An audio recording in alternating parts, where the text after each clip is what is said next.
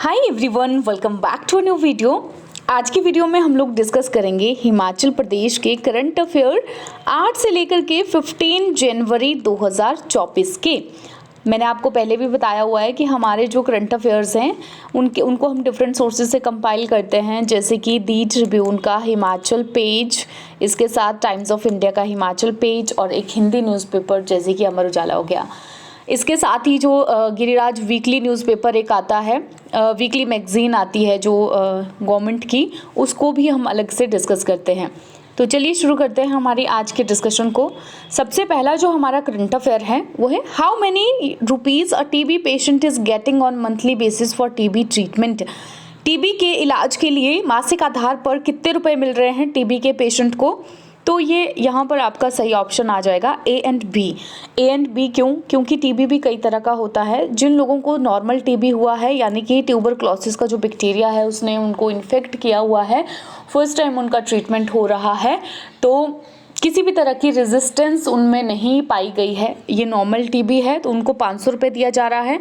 जिन लोगों को एमडीआर है, एमडीआर यानी कि मल्टी ड्रग रेजिस्टेंस टीबी, ये मल्टी ड्रग रेजिस्टेंस टीबी क्या होता है कि जैसे कि टीबी का जो बैक्टीरिया होता है, टीबी एक बैक्टीरिया से होता है, हमें बैक्टीरिया के इन्फेक्शन से माइकोबैक्टीरियम जो बैक्टीरिया है वो टीबी को कॉज करता है। तो क्या होता है कि ये बैक्टीरिया बहुत चालाक होता है और ये क्या करता है, कई बार ये अपने आप में रेजिस्टेंस डेवलप कर लेता है। तो जो भी टीबी की नॉर्मल दवाइयाँ हैं उनका इसके ऊपर कोई भी असर नहीं पड़ता है, तो इसके लिए उसको और तरह की दवाइयाँ दी जाती हैं जो एंटीबायोटिक्स होती हैं, उनको फिर इस तरह के लोगों को एमडीआर टीबी हो जाता है। तो इसका इलाज, क्योंकि ये ज़्यादा खतरनाक होता है, तो इसके लिए लोगों को 1500 रुपये महीने दिए जाते हैं। हम लोगों को पता है कि हिमाचल प्रदेश निरंतर जो है वो बहुत सारे स्टेप्स उठा रहा है ताकि हम टीबी को इरेडिकेट कर पाएँ। सस्टेनेबल डेवलपमेंटल गोल्स की बात अगर हम करें तो 2030 तक ये टारगेट रखा हुआ है कि टीबी को इरेडिकेट कर दिया जाए, और नेशन ने ये टारगेट रखा है कि 2025 तक हम इरेडिकेट करने की कोशिश करेंगे ट्यूबरक्लोसिस को।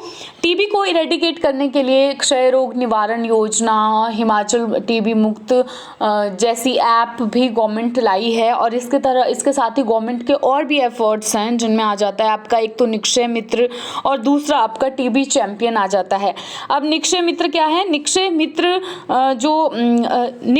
जो एक पहल की गई है, वो लोग जो भी कैपेबल है करने के, मतलब वॉलंटरी तौर पर आगे आकर मदद करने वाले लोग हैं, उनको बोला है कि भाई आप निक्षय मित्र बनो, और इससे आप क्या करोगे, लोगों को इमोशनल सपोर्ट दोगे, इसके साथ आप लोगों को न्यूट्रिशनल सपोर्ट दोगे, उनको रुपए भी दोगे, इमोशनल सपोर्ट दोगे, उनके दवाई खर्चे में मदद करोगे। तो इस तरह से आप किसी भी टीबी पेशेंट के निक्षय मित्र बन सकते हो। इसके साथ सेकंड वाला जो है एक और पहल है टीबी चैंपियन। टीबी चैंपियन वो लोग हैं जो जिनको पहले टीबी हो चुका है, उनको हो चुका है और वो रिकवर हो गए हैं। अब वो लोग क्या करेंगे, जो अदर लोग हैं उपचार के अंतर्गत जिनका उपचार हो रहा है, उनकी हेल्प करेंगे, उनको गाइड करेंगे, सपोर्ट करेंगे इमोशनली तरीके से, हर तरह से।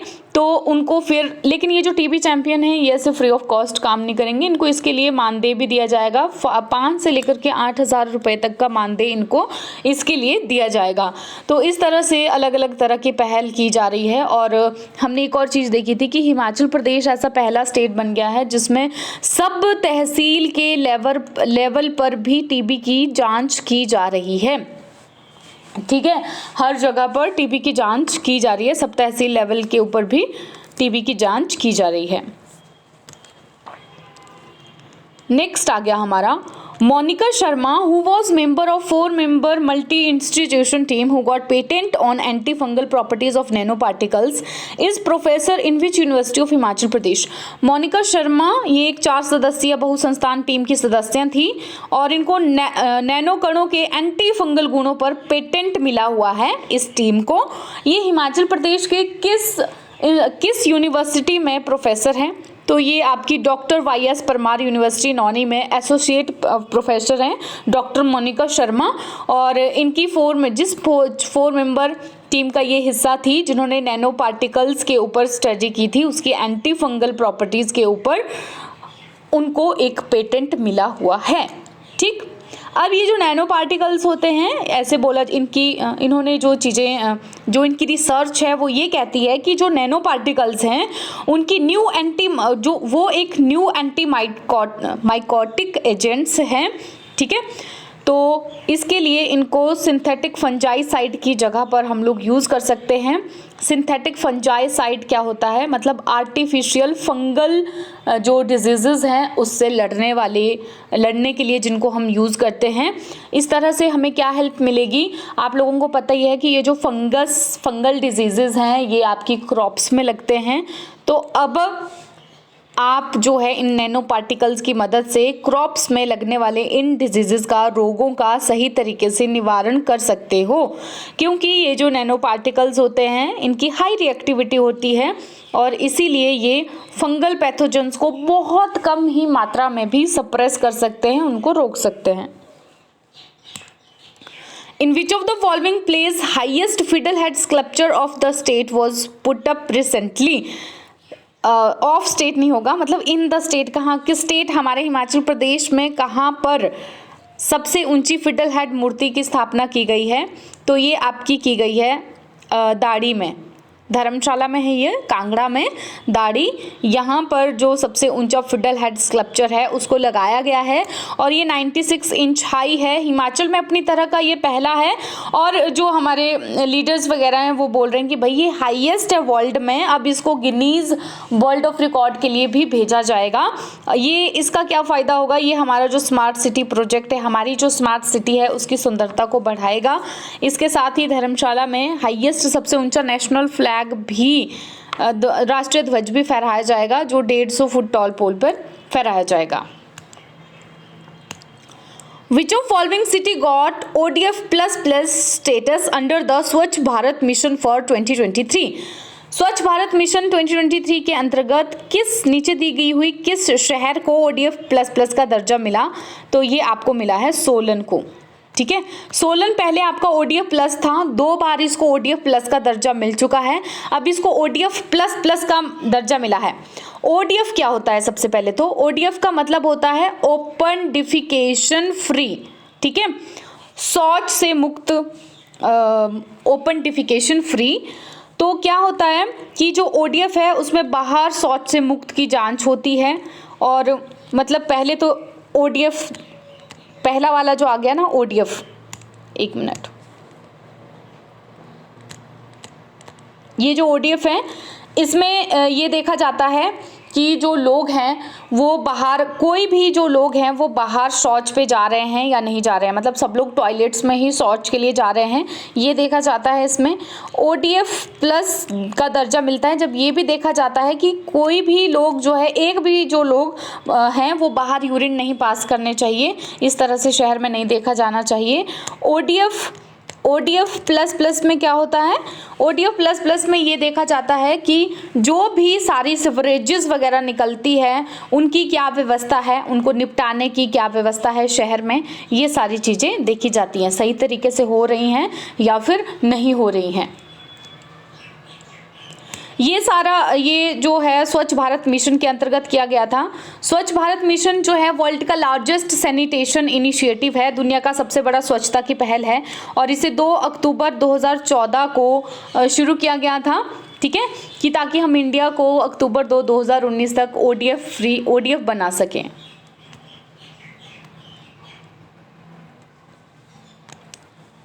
स्वच्छ सर्वेक्षण 2023 के अकॉर्डिंग शिमला का रैंक क्या है सारी की सारी अर्बन लोकल बॉडीज़ में? भारत में नहीं, सॉरी, हिमाचल में ही, हिमाचल की जो अर्बन लोकल बॉडीज़ हैं उसमें शिमला का क्या स्थान है स्वच्छ सर्वेक्षण 2023 के अकॉर्डिंग?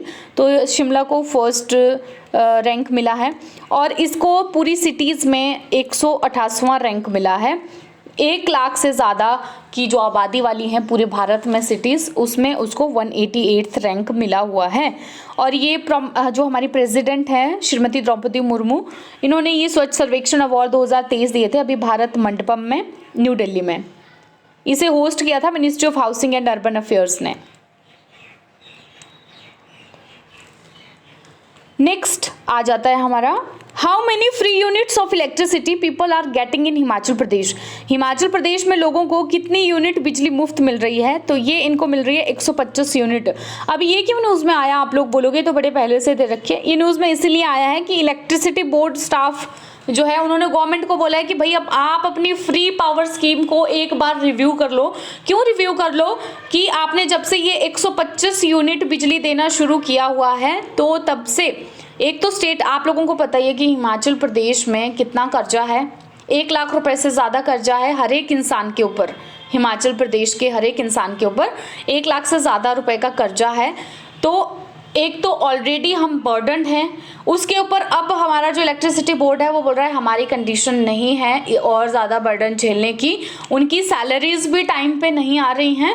तो एक बार आप अपनी ये फ्री बिजली देने की जो पॉलिसी है उसको एक बार आप रिव्यू कर लो। नेक्स्ट आ गया, Praveen Singh Lohia who was honoured with Tenzing Norgay national adventure award, वो किस डिस्ट्रिक्ट से बिलोंग करते हैं। तेंजिंग नॉर्गे राष्ट्रीय साहसिक पुरस्कार से सम्मानित किया गया है इनको, प्रवीण सिंह लोहिया जी को। कहाँ से बिलोंग करते हैं ये, तो ये जिला कांगड़ा से बिलोंग करते हैं।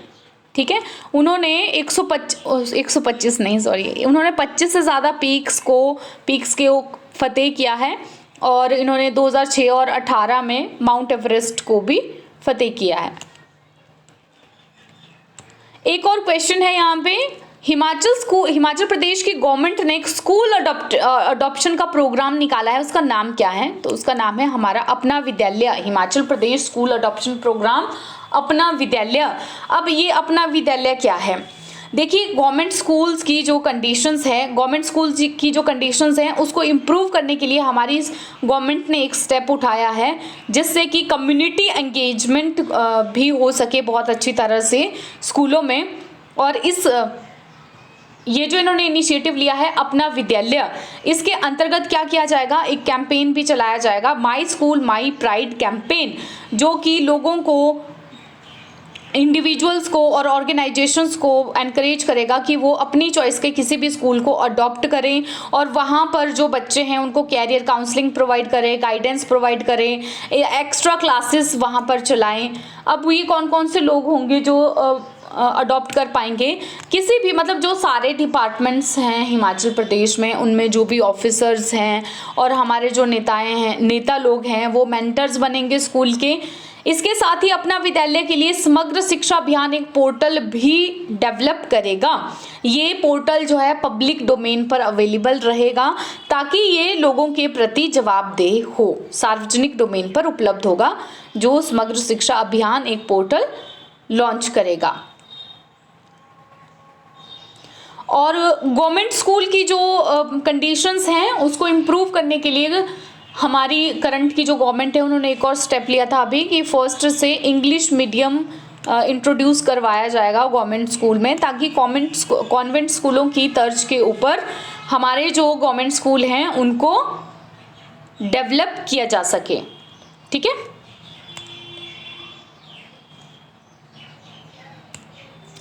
नेक्स्ट आ गया हिमाचल फिल्म पॉलिसी 2024।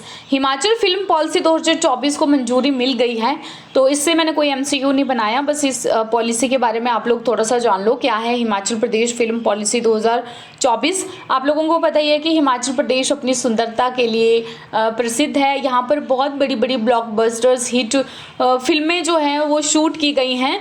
तो अब हिमाचल प्रदेश ने क्या स्टेप लिया हुआ है, हिमाचल प्रदेश ने ये स्टेप लिया है कि एक हिमाचल जो है वो फेवरेट फिल्म प्रोडक्शन डेस्टिनेशन बनना चाहिए।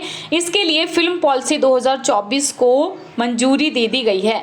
हमारी जो गवर्नमेंट है वो ऐसे, उन्होंने एक और चीज़ इसके साथ निकाली है कि एनुअल फिल्म अवार्ड्स भी दिए जाएंगे, वार्षिक फिल्म के जो पुरस्कार हैं वो भी दिए जाएंगे उन फिल्मों को, लेकिन जो 50% से ज़्यादा हमारे स्टेट में शूट की गई हो। इसके साथ ही जो टैलेंटेड बच्चे हैं और यूथ हैं जो भी एक्टिंग में, कला में रुचि रखते हैं, उनको एनकरेज किया जाएगा कि आप लोग रिप्यूटेड संस्थानों में जाइए और इस पर्टिकुलर चीज़ में आप लोग ट्रेनिंग ले सकते हो।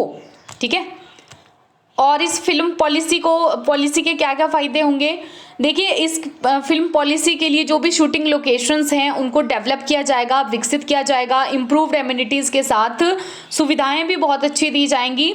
और इसके साथ ही जो प्राइवेट प्रोडक्शन हाउसेज हैं उनको भी एनकरेज किया जा रहा है कि आप अपने प्रोडक्शन हाउसेज जो हैं हिमाचल प्रदेश में खोलिए, लोगों को एम्प्लॉयमेंट अपॉर्चुनिटीज़ मिलेगी। मैंने पहले ही बोला है, जब पेप्सी का वो प्लांट खोला जा रहा था, धगवार में मिल्क प्लांट, कोई भी चीज़ जब इस तरह की चीज़ें खुलती हैं तो ऑब्वियस सी बात है कि जो लोग हैं उनको एक एम्प्लॉयमेंट अपॉर्चुनिटी भी मिलेगी। और ये जो पॉलिसी है इसको इसीलिए बनाया गया है ताकि हिमाचल प्रदेश एक फेवरेट डेस्टिनेशन के तौर पर विकसित होकर आए फिल्म प्रोडक्शन के लिए। और इसके साथ ही एक और इम्पॉर्टेंट चीज़ कि जो भी लोग हैं, बाहर के जो लोग हैं, देश विदेश के लोग, वो हिमाचल प्रदेश के कल्चर के बारे में जाने, हमारी हिस्ट्री, हेरिटेज, इनके बारे में लोगों को पता चले, उसको हम फिल्मों के थ्रू प्रमोट कर सकें। ठीक, इसके साथ ही हिमाचल प्रदेश को ऐसी भी उम्मीद है कि एडिशनल कैपिटल इन्वेस्टमेंट स्टेट में आएगी और एक फिल्म फैसिलिटेशन सेंटर भी department of information and public relations में बनाया जाएगा। ठीक है, एक और बहुत ज़्यादा इम्पॉर्टेंट एग्जाम में आने वाला तो नहीं है, बट जस्ट आपके नॉलेज के लिए आप लोगों को पता ही चल गया होगा कि हिमाचल प्रदेश में एक और चीज़, गेस्ट टीचर को नियुक्त किया जा रहा है। अभी वो गेस्ट टीचर जो होंगे उनको पर पीरियड सैलरी दी जाएगी, मतलब उनकी फिक्स जॉब नहीं होगी, वो जितनी भी क्लासेस लेंगे उसके हिसाब से उनको सैलरी दी जाएगी। स्कूल में अगर वो क्लासेस लेते हैं तो 200 से 250 रुपये उनको मिलेंगे, कॉलेज में अगर लेंगे तो वो 300 रुपये उनको मिलेंगे। अब हमारी गवर्नमेंट बोल रही है कि भाई जो एजुकेशन का स्टैंडर्ड है उसको बढ़ाने के लिए हम ये सब कर रहे हैं, तो नेट सेट जिन लोगों ने क्वालिफाई किया है वो इसके लिए जाकर के अप्लाई कर सकते हैं।